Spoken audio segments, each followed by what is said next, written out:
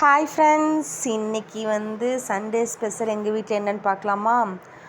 நாட்டுக்கோழி எடுத்துகிட்டு வந்திருக்காங்கங்க. ஸோ நாட்டுக்கோழி தண்ணி குழம்பு வைக்கலாம் அப்படின்ட்டு நான் இந்த வெங்காயம், காஞ்ச மிளகாய், சீரகம், இந்த மிளகாட்டி வைப்போம் பார்த்தீங்களா, அதுக்கு நல்லா மிக்ஸ் பண்ணி விட்டுட்ருக்கேன். Side by side mutton whistle வந்துட்டுருக்கு. மட்டன் கிரேவி பண்ணிடலாம் அப்படின்ட்டு.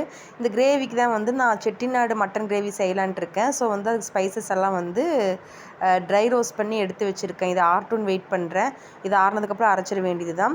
இன்னொரு சைடு பார்த்திங்கன்னா காடை பிரியாணி தாங்க ரெடி ஆகிட்டுருக்கு. இதான் ஃபஸ்ட் டைம் நாங்கள் வீட்டில் காடை எடுத்துகிட்டு ட்ரை பண்ணுறோம்.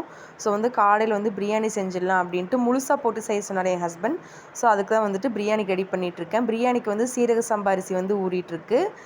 இன்னொரு பக்கம் பார்த்திங்கன்னா என் ஹஸ்பண்ட் டயட்டில் இருக்காருன்னு சொன்னேன் பார்த்திங்களா, அவருக்கு ரெட் ரைஸு கேரளா மட்டை அரிசி பார்த்திங்களா, அது ஊற வச்சுருக்கேங்க.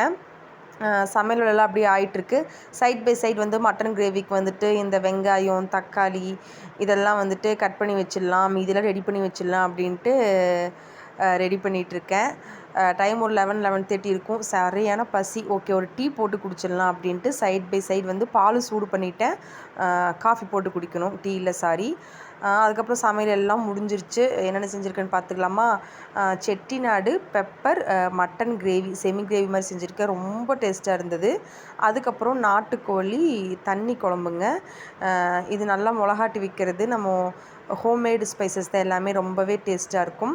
அதுக்கப்புறம் பார்த்திங்கன்னா முழு காடை போட்டு காடை பிரியாணி தான் செஞ்சுருக்கேன். அதுக்கப்புறம் நல்ல ஒரு மிளகு ரசம். இதெல்லாம் டைஜஸ்டாக இருக்குது. நல்ல ஒரு மிளகு ரசம். வெங்காயம் கட் பண்ணி வச்சுருக்கேன் சைடிஷ் தொட்டுக்கிறதுக்கு. என் ஹஸ்பண்டுக்கு கேரளா மட்டை அரிசி, எங்களுக்கு பார்த்திங்கன்னா ஒயிட் ரைஸ், அதுக்கப்புறம் தயிர்.